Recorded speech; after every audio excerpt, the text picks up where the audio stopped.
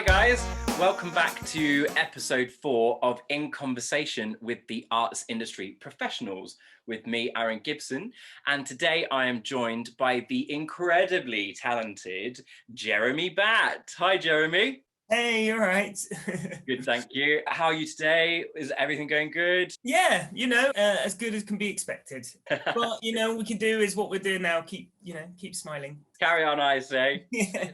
Let's try and give people a little bit of background info as to kind of how we came across each other. So, I've been aware of your works within the industry anyway, because we run in similar circles, but I've never actually met you officially. I was contacted by my sister's fiance, who knows your family through doing from bits of work in Bristol. Bristol. Yeah, it's very small world. How you can find someone, and it was through a call through my dad, through then to Connor, and then through to you. So it's funny the way things happen. My dad spoke to me and said, "Oh yeah, I've just had a message from Connor about this new company, and I didn't even know your name at the time, but yeah, so it's a small world."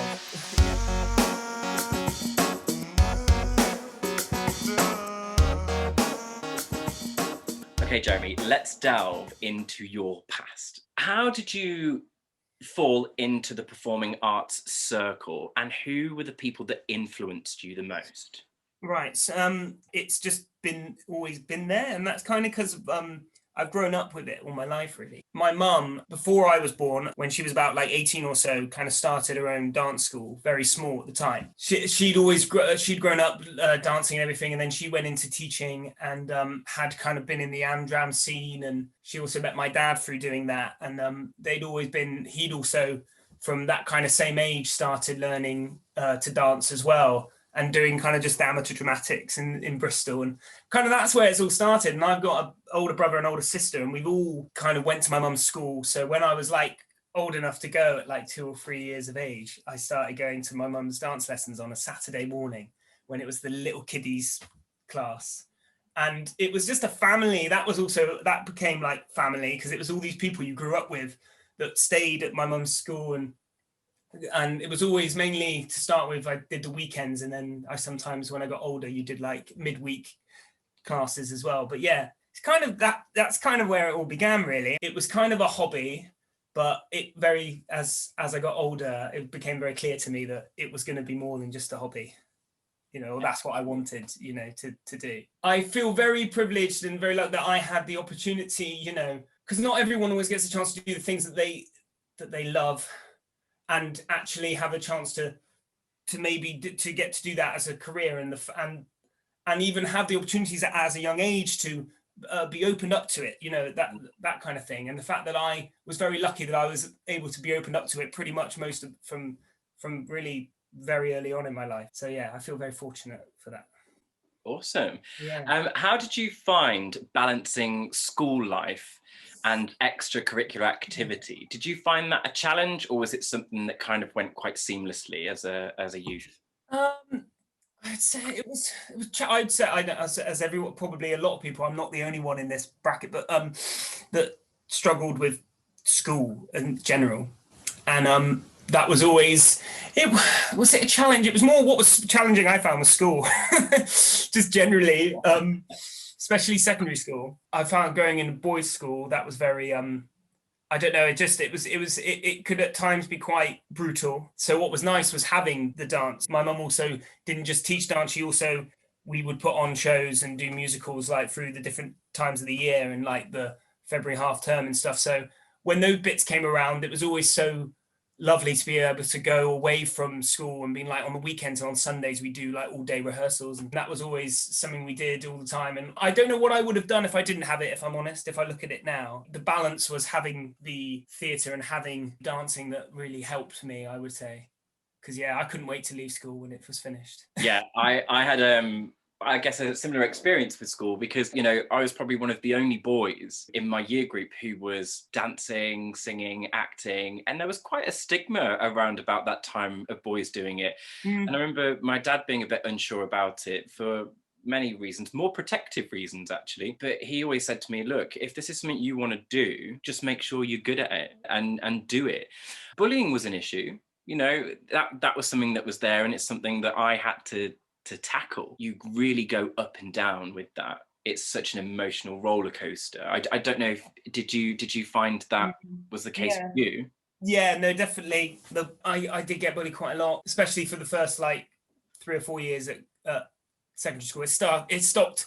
It kind of like they got bored of it eventually, which thank God. That was a big thing for me. It was again the reason why it was so important when I could go off to another world where I had friends and where I, because at school, I went in the first day at school, like one of the first days at school, this is what I'm like. I have this energy sometimes and I had it so much as a kid. So this positive energy that I'm just going to go in and be very honest and be very, quite vocal in that positive way of like, I went in first day year 7. Hi, my name's Jeremy and I do ballet and all of this stuff. And, maybe not. I look back at it now and go, I shouldn't say, no, that was wrong. But, maybe I could have been a little bit more savvy at the time, because I did pay for that a little bit, because straight away they were like, oh, okay, we can use this then, which was a shame because I take stuff to heart. And when people started to make fun of that, it was hard because I thought, what have I done wrong? I'm just being honest. I'm just saying how I feel and then what I do, and why can't they understand that? I'd be understanding about you think these things, like I would listen to what you do and find that interesting, or so that was the problem I had. It was straight away people just they didn't, because they don't know about it, or they have they don't have an understanding about something. That's a lot of times when bullying happens, when there's their own insecurities, or also just not understanding someone. And that was something I had to deal with. But I know I'm not alone in that, and if anything, all the more stronger for it. I think I had about a year or 2 years out of doing dance, and it affected me to the point where I was like, perhaps I ought not do it. And then I just had this epiphany turnaround. I was like, no, hang on, I don't need to answer these people. I'm going to do this. I want to do it, and I enjoy it. And I took comfort in the knowledge that eventually I would choose the people who I was going to be surrounded by. And the people that you are with currently, especially in school, your acquaintances, and you have no choice but to be surrounded by those people. But it's not forever, and I think that's where I took comfort in that. Yeah, definitely. That's the same. It's like I finally realized that, I don't need these people's permission or validation or anything. And you know who you realize in the end who your friends are. And I was very lucky to grow up with a friend actually that went to my mum's dance school and went to my primary school and ended up going to the same secondary school. We kind of followed each other through school. Cool. Yeah, and that was really important to me, because I had someone that understood, someone that understood what you were going through. But yeah, like you said, it is that thing. It's you have an up and down sometimes, don't you? When you might lose confidence about something, but then you realize, no, I'm not going to let what someone else is saying or doing to me affect what I do. So,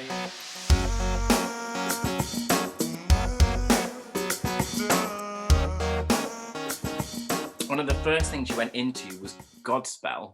Yes, it was. It was kind of early 2011. Because at that time we were with my agent that I'm with now. They were doing a thing with the college where they were getting us started, the third years, with being like trying to get us little jobs and little things here, and they were going to then decide who they wanted to take on fully after we left, kind of thing. So it was kind of like starting like being our agent, and then we would decide if we wanted to, if they wanted to represent people fully once they left college or not, and then people could decide what they wanted to do. I was just so excited to go and do something, especially even when I was still at college and getting the opportunity. They were like, yeah, we'll let you, the college said, that's fine, you can go off for a couple of weeks, do that.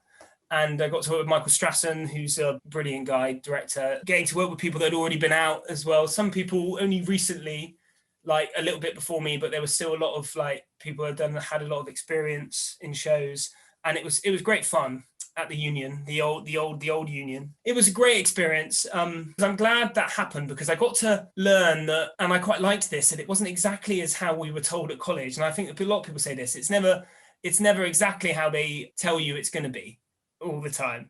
And you kind of realize it was like, because you've got to, I think you don't know until you've gone and experienced it, and then you can decide for yourself how, because I think that's how we a lot of us my college, we got kind of influenced by what teachers said and kind of took that as read. And I think that was an eye-opener, because I realized it wasn't exactly how they said. It was a bit more relaxed, basically, what I'm saying, is what we were maybe told it was about. And I quite liked that. It was quite, at times, laid back, but I think that was good, because I think you don't want to be always uptight about everything, because I think otherwise you close yourself off and stuff. And I think, so that was what was so cool. It was just something amazing about, I'm going now in the morning to the theatre to work all day on something. And, it's not like college where you'd have to go and do this lesson and that lesson. So that was quite nice. It was quite nice. You're just working on something, going through the music. And so it was amazing. And it was very kind of quite freeing, the kind of direction we went with it, because we did it a bit more contemporary. And it was like we were able to find things ourselves and try things out. And it was great. It was very liberating to do. So, yeah, I loved it. It was great. It was nice to then go back before graduating, knowing that you've had some experience now, as a little bit of a taste of what it's like. So yeah, that was great fun. So I think one of the next things you went on to was the UK tour of Top Hat.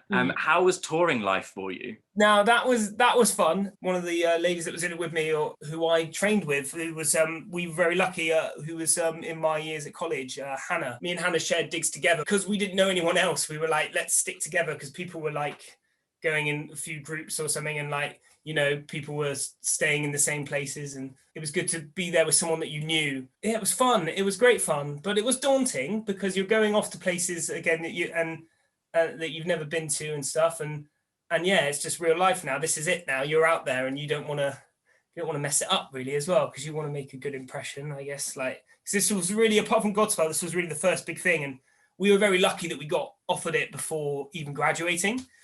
And so that was about 3 or 4 weeks before we were told we got it, and we were just over the moon. Obviously, it's probably why I find that the end of college was the best time. But of course, because it was just on a high. But yeah, so it was great. Went to Edinburgh. Edinburgh was amazing. We did the Playhouse there in Edinburgh, which is massive, and that show is magical. It was so magical, because I always loved that era growing up, and the Fred Astaire, Gene Kelly, all those kind of old school.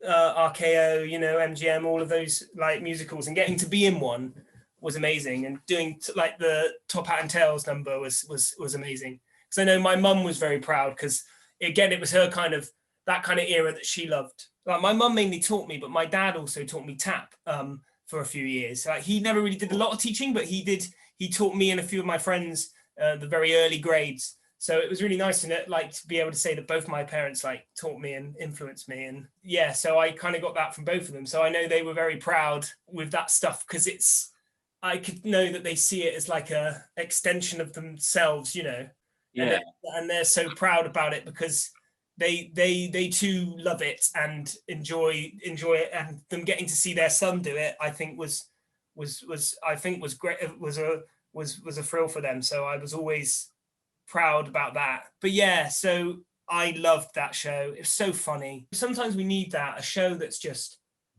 gorgeous, just absolutely gorgeous, and you go and you're going to sit there and you're going to have a nice time and a bit of a laugh, and it's a bit of romance, and it's lovely, and it was a pleasure to do every night. I loved it. And then we were very lucky and got to go to the West End with it, which was incredible, and very lucky. So yeah, my wife Julie, I met her doing Top Hat in town, and so when we went to the Old Witch Theatre, she would cover the shift of the fire officer. Sometimes they'd have to come to the side of stage for when there's lighting of things, and being there for when the iron comes down, the safety curtain. That's how we properly met.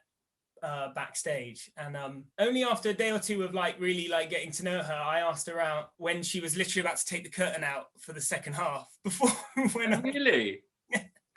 So I couldn't. I just felt this was just felt like the time. So I just asked her out, and I will never. It was lovely. It was so lovely when and she was just like, yeah, why not? And that was so lovely, and it was such a moment I'll never forget. That was it from there on, really. After it was just clicked and straight away, and that was so amazing. And about a year later, while we were still doing the show, I proposed to her just under a year of being together, actually. And that was really special. Like, it was just all part of it, like the show and stuff and getting married. And yeah, because we ended up in our wedding dance, we ended up dancing cheek to cheek. The choreographer who choreographed Top Hat choreographed Follies. I'm skipping over, but when we got married, I was doing that show at the time. I thought I should ask him if he didn't mind us using his routine, because he created it. It was his. He owned the rights and had also, taken from the original, but also like adapted it into his own choreography as well. He was so wonderful and so giving, and kindly said absolutely, and said, and him and his assistant, the great Kylie Ann Cruikshanks as well, who's an incredible associate choreographer. His associate he said, we'll help you. Why not? We'll go through it with you. And he said, bring Julie in. So when I was working there at the National, I brought Julie in, and we rehearsed it with them, because we were practicing it on our own anyway. But it was so lovely that they offered to let us do it, and then come in and we'll work on it with you. So that was amazing. So by the time we got to the wedding, we did the dance as it was done in the show. It meant so much to us. You then went on to the Menier Chocolate Factory, which is probably one of my favorite spaces, just because it's so malleable and so flexible. You can do so much there with the space and where the audience sit. And you did Candide? Yeah, that was amazing. We did it in the round, which, as you said, you can do so much in the Chocolate Factory. As in, you could do it as a traditional, or in a semicircle, or in the round completely. And it was very, very different to Top Hat, but it's the same director, Matt White, who directed Top Hat, did this as well. So again, I feel like I was very fortunate to get the opportunity when it came through to audition for it, and he knew me already, but this was very different, because it was a bit more, not say in the background, but doing Top Hat in the ensemble, you don't have as much chance to show what you can do and stuff. And I got more of an opportunity to do that. And I understudied the lead in this, which was great experience for me to get to do that, to understudy. I didn't go on in the end, but that was a unfortunate event. It was amazing. Yeah, it was so much fun. It was that kind of atmosphere where, rather than a big, massive musical, when you're like, you just got to be there, you got to listen, you got to do, where this felt, because it was a small group, it was only like 10 to 12 of us, if I can remember. It wasn't a lot of us. And that was what was quite fun about that, because it felt a little bit more like a close-knit group, and it was really chilled, and it was a lot of fun. Yeah, I just remember getting to be able to go and play. There were moments when you could just go and play and bring your own self out sometimes, and you didn't have to be so strict, like, oh, the character's this and that. And it was because the story is so, it's a bit wacky, really. There's so many different little characters and little things that you could play that were very eccentric and over the top, and I quite liked, we played around with the audience as well in this, because the way it was in the round, we were going up the stairs and right in with the audience, and it was great. It was just great fun. It felt like it was like that kind of, not workshop, but that there was that element of it, like you could feel like you were watching something just like unfolding at that moment. It was a great privilege to work there, because I'd heard before that people were saying, oh, that it's a great place to work, and a lot of things had transferred, and it was somewhere where new stuff as well, and things could really like launch from, like a launch pad, that kind of place. Yeah, no, it was very exciting to be there. You sustained quite a serious or dramatic injury on this show, didn't you? Yes, people, if anyone watches this that know me, will be like, of course he did. Yes, Jeremy did. He hurt himself, because I will just go, oh, that's just like, I'm just all over the place sometimes. I was dancing in that number, and I was kind of coming in and out, and I had to go around underneath one of the platforms where the audience were, and then where we could stand as well behind them. Underneath was like scaffolding and things, and really this was the one place that it wasn't the one that was really built for anyone to go under. But no one had ever told me, and I didn't, as in no one had told me not to do it. I just decided to thought I was fine, going underneath. And I was crouching under, because the way it was set was like, the only way I could get around was to go that way. So I was like, I went underneath, and every night so far I've been fine, but I just was up a little bit too high. So I'm crouching under, walking, crouching, and I just hit my head on the top of a bare scaffold, basically.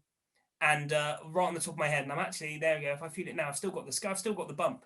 It's really? Yeah, it's never gone. As in, it's healed now, but as in, it's still there. But fell back a bit, and then I was pulled out with some help from the dressers and stuff. And I put my hand on my head, and it was just like covered in blood. And I was like, oh my god. Yeah, they literally took me out out of the theatre auditorium. I can't remember how they got me out now.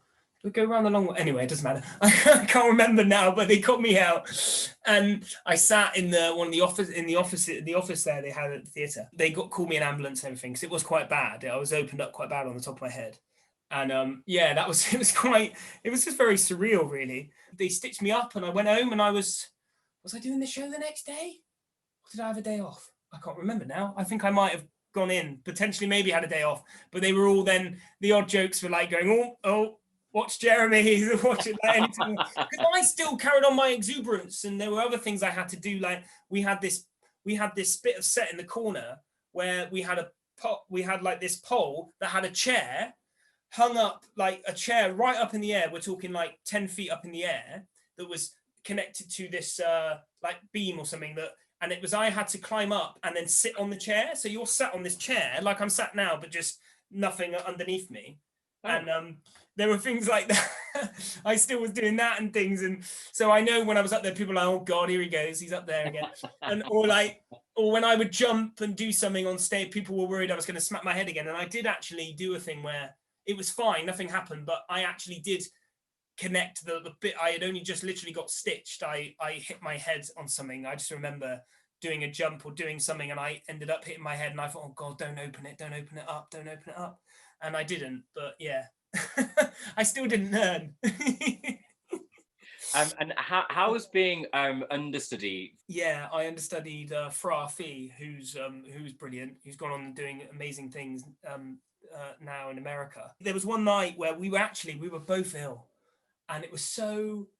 I can't believe we're basically both like, I can't remember what it exactly was, but basically it was like laryngitis. It got really bad. And he was getting bad, and I was getting bad, and there was no one else to do it. And it was the night where it looked like he was going to go, that he wasn't going to be like good the next day. I think it was like a Sunday, and we were doing a Sunday show. But I was also just getting worse as well. And they were like, some of them came to me and said, like, you've got to, they might come and ask you to, you're probably going to be asked to do it. If Fra says he can't do it, then I'll need to like, they'll ask me to do it. But I just wasn't well enough. And I was like, I can't do it either. And someone said, you got to, yourself, don't like let anyone kind of like make you do it or anything. And no one did. But that was like, people were just kind of warning me about it and stuff. And I got the phone call saying that and it was just gutting because I desperately wanted to go on. But I woke up that morning and I just had no voice. I was like, I can't go and do this because it wasn't even going to be 50%. I hardly had anything. And I thought, I don't want that to be the time I go on, that it's not a performance. It's not really a performance. Like and it never happened again. As in, basically what happened is the show got cancelled because we both couldn't do it. You've got to look after yourself though, because otherwise you're not going to get any better. So yeah. I was relieved once I'd had the call in the end. There was that relief of like, okay, they understand, of course, and they're being supportive, but I couldn't help but be so disappointed in the end. Yeah. I was like, I know this is the right decision, but gutting. Yeah, it's gutting, but never mind. I can't complain too much because, I've been able to go on and do other things and opportunities, but still at the time it was really gut wrenching because I thought, this was an opportunity to do something, but yeah. Tell me about Les Mis. Yes. Now, this was very exciting for me because not long after I was auditioning for it, around the time I was finishing Candide, and I kind of was still auditioning after I left it in the early 2014. Yeah, amazing again. Well, this was a dream from being an early teenager, finding the music of Les Mis and absolutely just loving it. I loved Les Mis. It was like, if anyone always asked what's your favorite musical, I still would say Les Mis. When I got the phone call that I got it, I went crazy. I ran out the flat. I went over to this little bit of grass and did a roly-poly and just went like, yes! I literally just went mad. Like, I just had to go and celebrate because I was just so over the moon. I was like, yes! this stuff I've been singing, like, you know, singing at home, like putting the music on and just like pretending to be in, I'm finally gonna get to be in. So that was amazing. And to be part of, because now I know they've changed the original, as in they've changed the production now. But getting to work on that Revolve and everything, and the set and yeah, it was amazing. It was so incredible. I did even realize then that this really is all I wanted to do, because you just feel such a great thrill. It was so thrilling. I don't know if you're a Les Mis person at all, but yeah, I love Les Mis. yes, that's good. It's not everyone though. It's fine if it wasn't, because it's not obviously everyone's. But yeah, and it was always that I always got very emotional doing One Day More and doing the walk, the back and forth walk. I just used to love it and just getting so excited, and I get carried away. Like we always had to do this thing where we were acting like in the crowd. We're walking through the crowd in Paris and like trying to bring people in to come in, and I always just used to go, come on, yes, and just get so. I just would like live it. I just had to. It was just because the music would pump me. The music would just get in me, fire me up, and it was just so always amazing. And every night that was never boring. Well, the whole show on the barricade, it was never boring. It was always amazing, like, because you knew the people that were watching. There was always a lot of people that would come all the time and watch it that were so passionate about it, and that you feed off that. You feed off the fact that people are here because they really want to be and want to immerse themselves in this and the show, and you feel that too. And there are times when you're feeling a bit down about stuff, but most of the time you'd get in there and you'd get, you know, it would get hold of you and you would be able to like put stuff to side.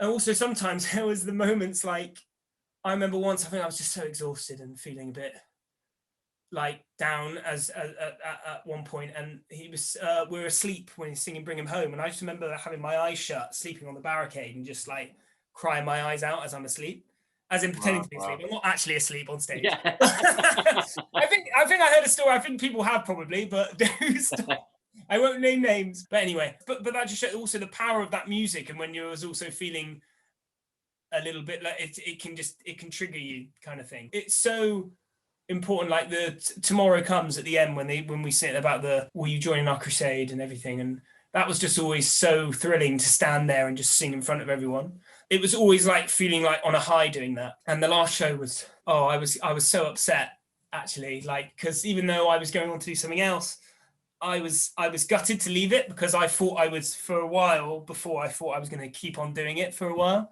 Because I know people used to talk about that, oh, you don't want to do a show for too long. There were certain shows where I'm like, oh no, I could do this for a bit longer. And this was one of them. But yeah, I didn't. But no, I had such a great time. It was such a great show. Oh, I was just, over the moon. I would love to go and do it again. I don't know if that will happen, but it's the one show that I probably, out of maybe one other, but mainly this one, that I would want to do again. That absolutely would go, anytime. Like if I could, I would be there, like, to do it. Well, time will tell. Well, yes, you never know. Maybe in another 20, 30 years time, I'll suddenly be doing Nadia or something, you know. Yeah, absolutely. Oh, that's a dream role for me as well. Cool. And then a show that's like completely different in so many ways, Kinky Boots. Yes. Mad. Can you tell me about your experience on Kinky Boots? That was amazing. So I was the contract's coming up for Les Mis again to stay on, but then this Kinky Boots show was coming up, and my agent was telling me, oh yeah, I've got your audition for that. And it was Jerry Mitchell, who's like done so much. I went to the audition for a factory worker. Yes, that's it. I was meant to be going for a factory worker, and I sang. They straight away, it's funny, it's not happened many times. They were like, right, okay, we're going to give you a recall. I was like, oh God, okay. Right, I wasn't expecting them to say right then and there. They just told me right then and there. I was like, okay. And on the table just before I left, there was a table to the right of me, which had like some ensemble stuff. So I went and grabbed it, and it was just to do with the factory workers and things. And I then got a call not long later from my agent saying, they actually changed your plans. They want to see you for one of the angels. And I was like, what? Okay. Have you? Are you there? Are you comfortable with like wearing heels and stuff? Because you need to get like some heels and to come and audition for an angel. I was like, she asked me first of all. Said obviously you don't have to kind of like if you're not sure because this is obviously very different in terms of what you were asked to do before, and they're completely asking for something else now. But straight away there was an excited part of me that was like, you don't get like in this business and just general being a theatre performer, you're open to doing anything and everything, and you get excited by the things that you wouldn't be expected to be asked to do, and that excited me actually, not in some weird way. I didn't really understand at the time, as in that I was just going, yeah. Like I wasn't really worried about it, or thinking too much about it. I just thought, okay, well, this is the life of a performer. I'm going to go for it. You know what I mean? You don't say no. You go, yeah, sure. So I auditioned. I went and borrowed some of Julie's makeup, and my hair was quite long at the time, so I was doing Les Mis. It was even longer than this, and this is getting long. But and like zhuzhed it up, put a bit of mousse in it, and was like trying to make it look a bit different. And I put some makeup on, and yeah, it was so different for me because I just never done anything like this, trying to because also trying to do kind of drag makeup without having drag makeup as well. And I think they don't do that anymore, but with the audit they wanted us to, like, some people came in full drag, and I obviously was just as best I could. And you can't be, it was like I realized you can't be worried or self-conscious in this moment, as in you just got to go and do it. And I was lucky that my dresser at Les Mis had a pair of literally burgundy like kinky boots that were like right up to the knee. Yeah, so I borrowed them, and I I think I wore a pair of what are they called, those shorts, like hot pants. What did you say? Hot pants. Yeah, that's it. Hot pants. There we go. So I had a pair of hot pants, and I just one of my vests, and yeah, and I went for it. It was really exciting because I was like, oh, you're actually doing all right. You're holding your own. It's like I was doing okay. And I couldn't believe it when I got another audition, and I was like, okay, oh gosh. And then when I got down to the finals, I just was kind of pinching myself going, I don't know how I'm doing this. I couldn't believe it when they called me and said, you're an angel. I was like, and they were like, you've got to do it. As soon as I got it, like my agent was like, you've got to do it. It was like, it's so different, because Kinky Boots was really hot at the time in America and stuff. And it was like, you've got to do it. And then, so when I went back, everyone was so like happy for me in Les Mis, but it was funny. They were all couldn't believe it, that I was like going to be an angel and be in drag. And they were just like, I mean, it's so polar opposite, isn't it? Yeah. The guy in the crowd, come on, let's go and fight. Yeah, that's what, yeah. And then suddenly strutting my stuff or trying to. Hey, that's the life of an actor, isn't it? You've got to be flexible, and you're a varied artist. So congratulations, I think that's great. Oh, thank you. Being in drag was a challenge every day. I'm not going to lie. Like taking it off every day, actually taking it off was quite nice. But we sometimes had some good oil that was given to us that was really good at just getting it all off really easily. And sometimes you had the not so good oil.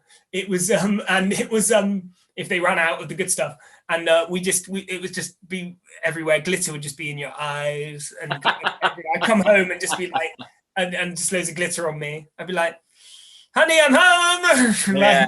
No, I get that. Like, for several years, for a panto company, I've played Genie of the Lamp for them, and it's been a very colourful Genie of the Lamp with glitter and eye makeup and stuff. And actually, one thing that I find very difficult is removing eyeliner.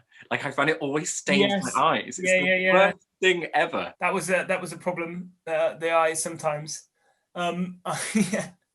Oh god, lashes as well. Getting the lashes on, that was sometimes one would be here, and then the other one would be up here, and it'd be like, it was like, trying to get them like matching was always sometimes hard. Kind of going like, yeah.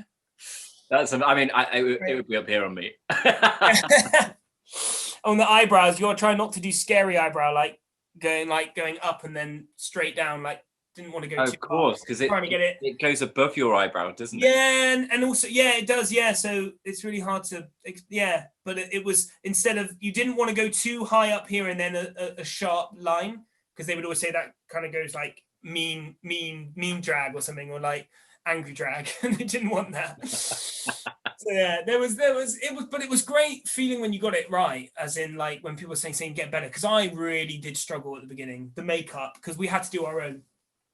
We were given tutorials and stuff at the beginning, but we had to do our own, like when they would do like half of your face and then you're like, right, you got to do the other half. And I cried over that a little bit as well. I was like, I can't do it. I'm trying really hard. Again, it was a big learning curve, and something that again was really like influenced me. The words in the show, just be who you want to be, never let them tell you who you ought to be, was so incredible. And when you hit the dust, let me raise you up, all of that. It was just so, I loved that message. I just loved being able to say that. And there was people in the front and people in the audience, and you could see mainly in the front and stuff, and that were loving it and joining in at the end, and really how much it meant to them. And there was quite a big fan base in Kinky Boots. Like, there were some people that loved it, and it inspired people so much. And again, that was something, it was similar to Les Mis in the sense of it was that euphoric kind of intense emotion at the end, but in a very different way. Like, we're dancing about, getting really like, all like getting everyone up and down, and it's that very high energy, but also still really like meant something. And again, you get a little bit choked up sometimes. After a year, I decided that it was time to hang my heels up and my lashes on the shelf, and move on. You went on to Mary Poppins. Yes, I did. Yes, yeah. Again, very go to Disney, which is very different. That was again another thing that was more from childhood, growing up with the movie and loving Mary Poppins. And again, you kind of pinch yourself, go, oh, I'm actually going to get to do that. Where, God, if I told my 5-6-year-old self that I was going to be doing this, being part of it, was great. And that was wasn't that long, but it was, I wouldn't change it again for the world, because that was so amazing. I did the international part of the tour. They just finished the UK tour, and we went to Zurich and Dubai, and that was a cool experience. Both of them very different places to go, we did about 2 months in Zurich, and then we had a month off, and then we went to Dubai for 4 weeks. And yeah, I loved it. Again, great experience, had a great time.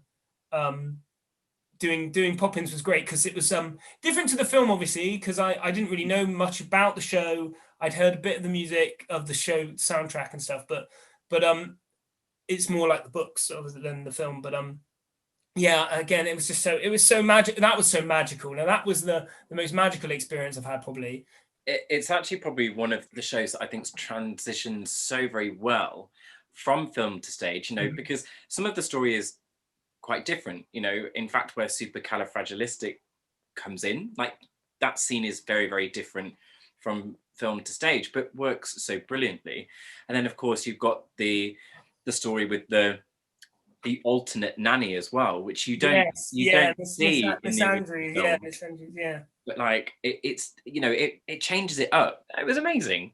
A brilliant show. And when she flies across the audience, she just like, it's there she goes. Like, I went to see it in Cardiff before we were about to start, because we started rehearsals in Cardiff with the half. It was like half of the new cast coming in and half of the old cast staying, and we went to Cardiff for a week or two rehearsing. We got to go to see it. Oh yeah, I was just like, it was then when I realized, like, oh my God, what we're about to do. It was like, because we were learning it at the time, and it was quite cool to go and do that. We were rehearsing, and then we went and watched the show, and just like, I just remember when she did that, she came out, I was just like, oh my God, this is going to be so much fun. This is so amazing. Practically perfect. Practically perfect, yes.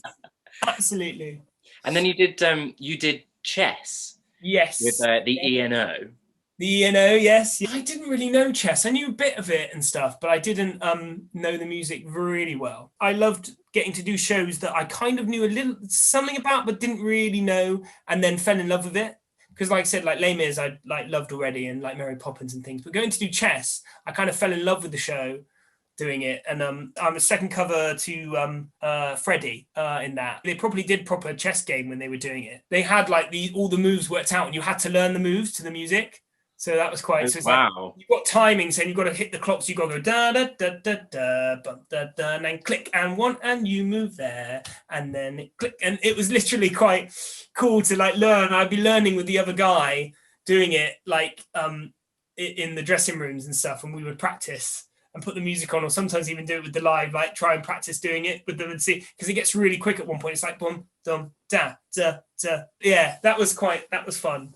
So again, it was like there was little elements, different things, like just learning to do something and not getting to it was still, of course, you want to do it, but just that was just a thrill just to get to like rehearse something. And I got to do that with that, and that was the set was amazing. It was set like it looked like a chessboard. And it was it was amazing because it's normally done in a concert way. It was mainly like 70-80% staged, and we had like film cameras and stuff that were filming bits that were going on the screen, so that was cool. I mean, at one point they were nearly filming it all. The director had to cut a bit of it because he was like, oh, it was just too much. It was quite funny. The more and more we were doing tech, and the more that we were rehearsing, the next day you come back, it's like, they're not doing that anymore, are they? Right, okay, they're not filming that bit anymore, right? Okay. It's just like, it was so technical. At one point he was filming the whole thing. The film cameras were on stage. These camera guys that were, so a couple of them were actors as well, I think, or had been. They were dressed up in costume and everything, and in the period.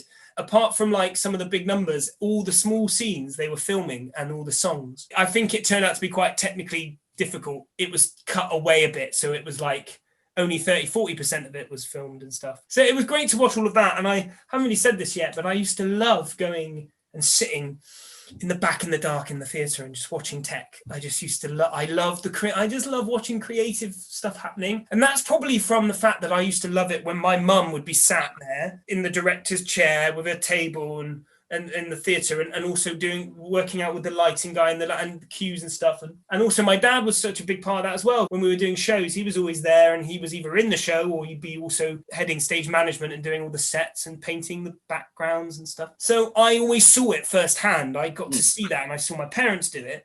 So I've always had an affinity with tech. I've always loved watching tech, but I think some people get bored. I quite would happily sit there and just watch it going on, even if nothing's really happening, but you just like being there. It's quite nice. So I'm just looking forward to that again. I can't wait, hopefully soon.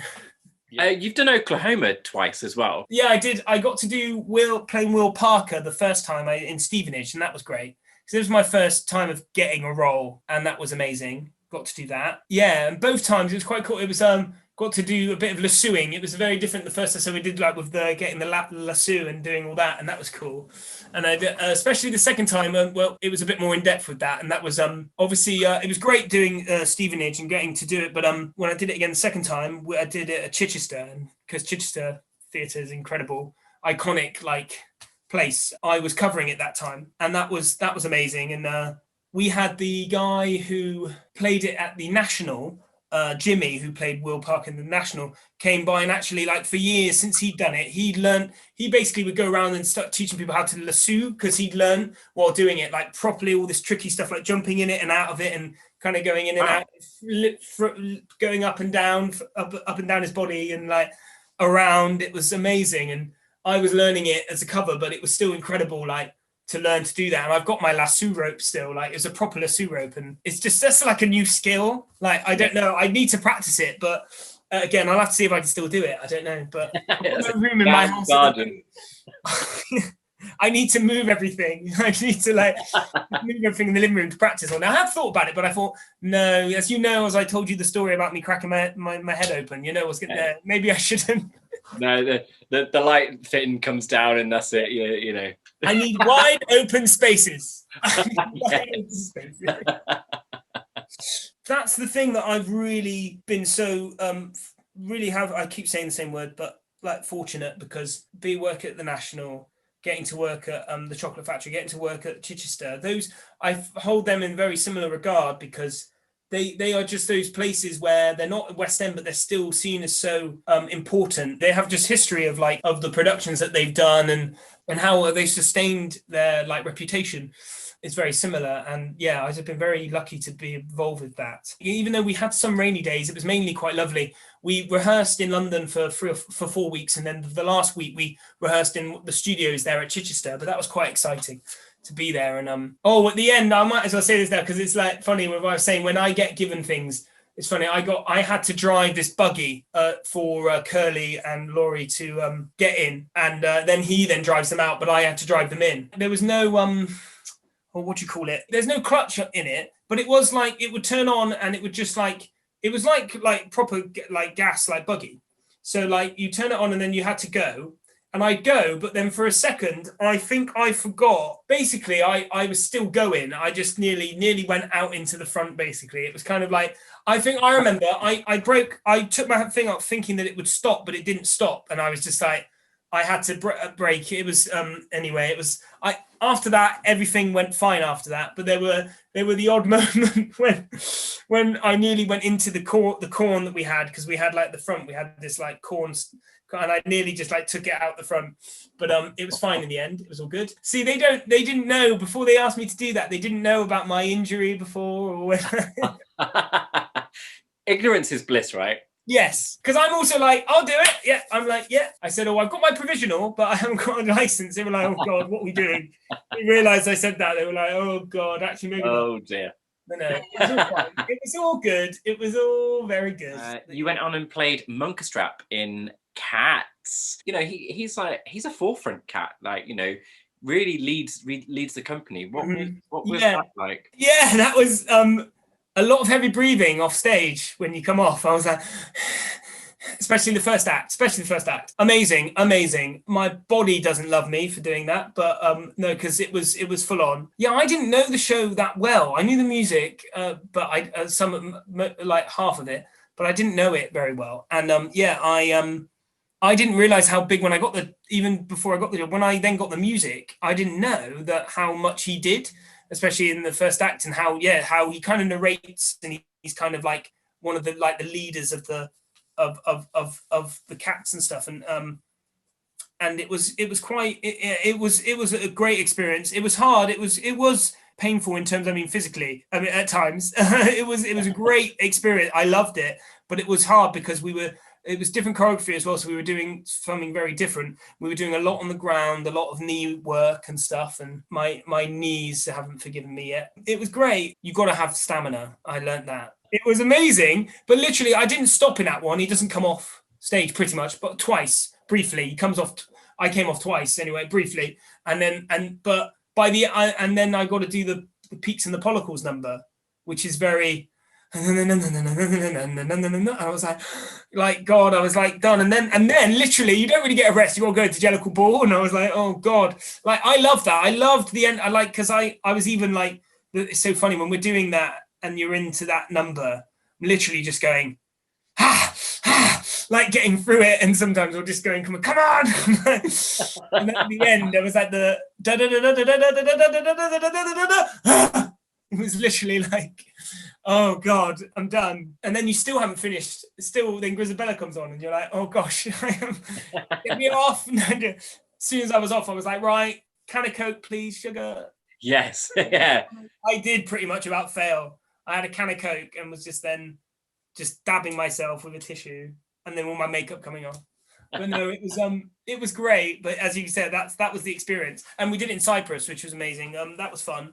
And getting to go somewhere again, and it was great. My family, my wife Julie, my mum, and my Julie's dad, my father-in-law, they came to stay. Yeah, in January of 2020, and they came up on New Year's Day, and they stayed for I think we did about a week or so. Again, it was great, and well, apart from a bit of City of Angels, like this was the last big thing for me in terms of like that I did really. It's kind of crazy that it was so long ago. Like it was the most exhausted I'd been doing a show, and I wasn't doing it for that long, but it just felt exhausting. It zapped a lot of energy.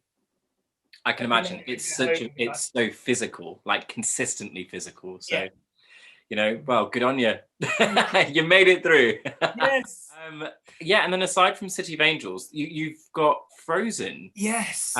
Which you haven't managed to rehearse yet, is that right? No, not so at you're still anticipating going on to do Frozen? I hope so. No, we are. Because I was meant to go straight from City of Angels into Frozen last September. Yeah, it's just been mad, really. I don't really know what to say about it. It's kind of like I feel still very extremely grateful that I have that still there somewhere in my future. I'm very excited because I love Frozen. I remember I didn't watch it straight away when it came out all those years ago now, and I didn't really know much about it. I was like, what's this Frozen? And I was like, we watched it and I was like, oh my God, this is amazing. And you know, it's become a massive iconic film now. It's like the thing of our generation when it was all about Little Mermaid and Pocahontas and Beauty and the Beast, and And now all the kids are going, let it go, let it go. You know, it's like, yeah, let it go. Just let it go. See, God, look at it stagey. See, it goes with my mug, doesn't it? Absolutely. Yes, I'm stagey, people. Right, anyway, aren't we all though? Yeah, I'm very excited because again, it's Disney, and I'm lucky to work with them again, and yeah, I'm gonna hopefully, and I'm very excited to hopefully get to do Olaf at some point, which will be amazing. So that's exciting. Covering, I'm again very, very lucky. But my niece is excited because my mum keeps saying to my niece that I'm Olaf, and I was like, I keep telling her, no, I'm not. I'm the cover. Don't tell her I'm Olaf. She don't understand because she's only 3, but she's very excited about Frozen. She loves Frozen. That's kind of her generation, or just before her generation as well, as like love this show, and it's very and that's what will be so exciting with this, to see them in the audience and the kids and how much they're gonna enjoy it, because it's from what I've seen from the Broadway stuff, it's incredible set, and they did a little video where they showed them getting all the set into London now as well and stuff, and I've done a few costume fittings, and that's cool. And the puppet, the Olaf puppet's amazing. I got to try that on in the auditions. It's very exciting. I'm like a little schoolboy again, little kid. We'll see what happens. I'm hoping we hear something soon, but it's really hard for any of the industry right now, isn't it? Because I know that it's hard. They've got to try and find when we can start to do stuff. It is so unknown what's going to happen. So yeah, like is that into the unknown? Into the unknown. I was going to say it, and I thought I won't say it. I'm just going to leave it to you, Aaron, and you did it. There you go. You see, bouncing off each other here. That's how it works. I'm having a lovely. This is lovely. This is great. This is nice. Perhaps we, as a company, can organise a trip. Oh, definitely. And that would be lovely. See, that would be great. So we'll keep in touch.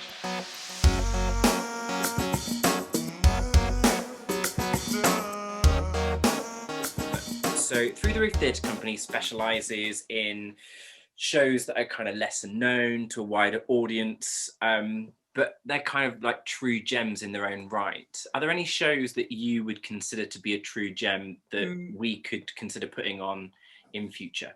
Yeah, I was thinking about this before the other day, about a show I did when I was a kid in Bristol, The Christmas Schooner. I don't know if you've heard of that. And it was I think it was written in the 90s.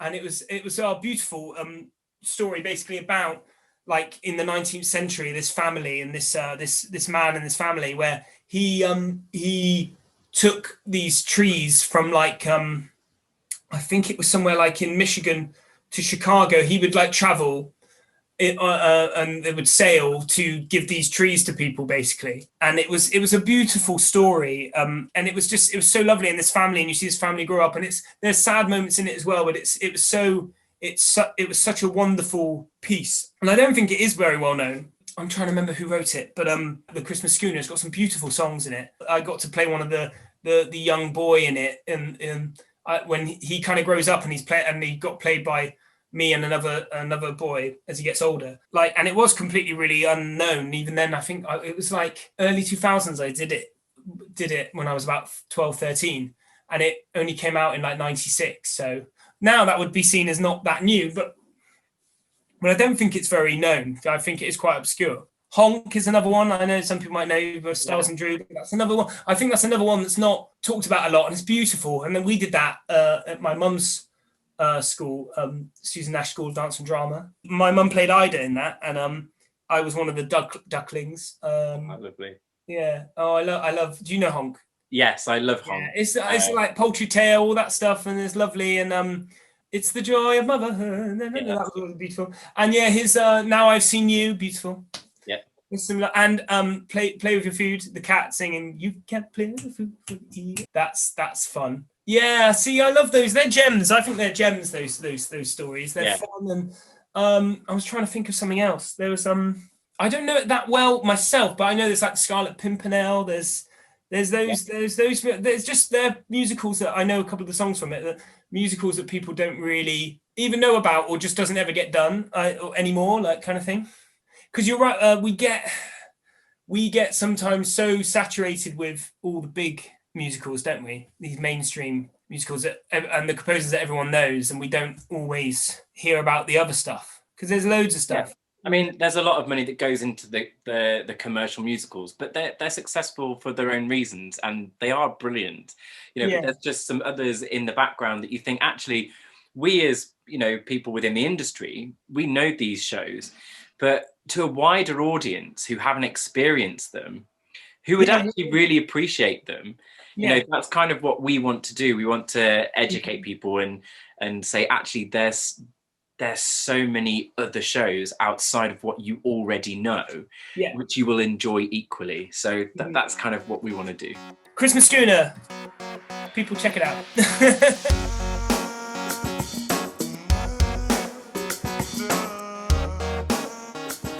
And now I've got some questions from some of our viewers. Yes. If you don't mind answering those for me. Yeah, no, absolutely.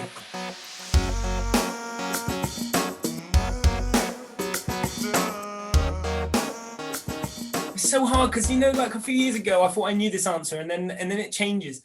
I feel like I'm doing one of them a disservice, or many of them a disservice. I still think I would keep the same. It's Les Mis. It's just because I love it so much. Certain moments, like with the students in the ABC cafe, and doing it was the bond I think you had with those people as well, and it meant so much to everyone doing the show. Everyone, 9 times out of 10, everyone was like wanting to always be there and focused. But it was always amazing to be a part of, and it was always my dream to do it. So I would say it's still up there.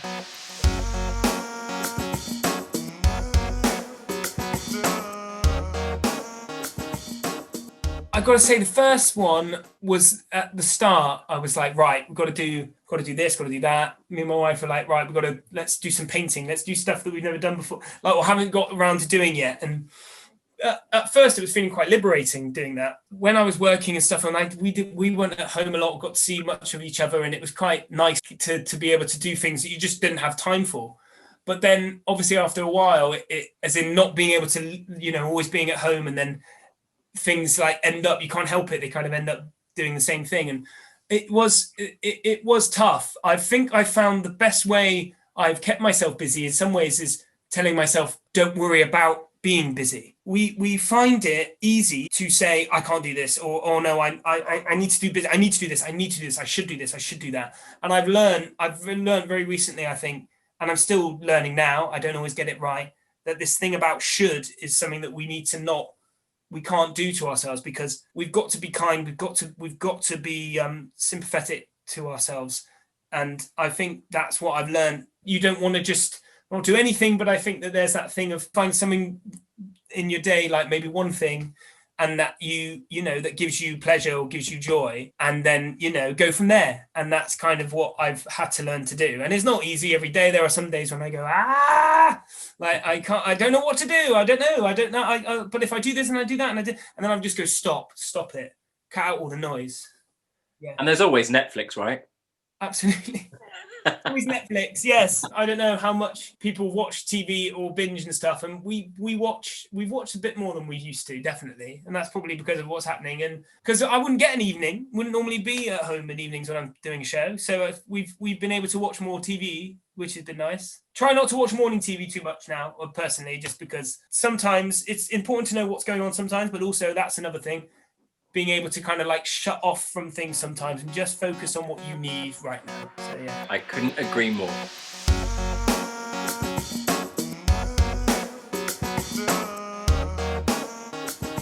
Jeremy, thank you so much for talking with us today. It's been absolutely brilliant. And I wish you all the best for your ventures with Frozen.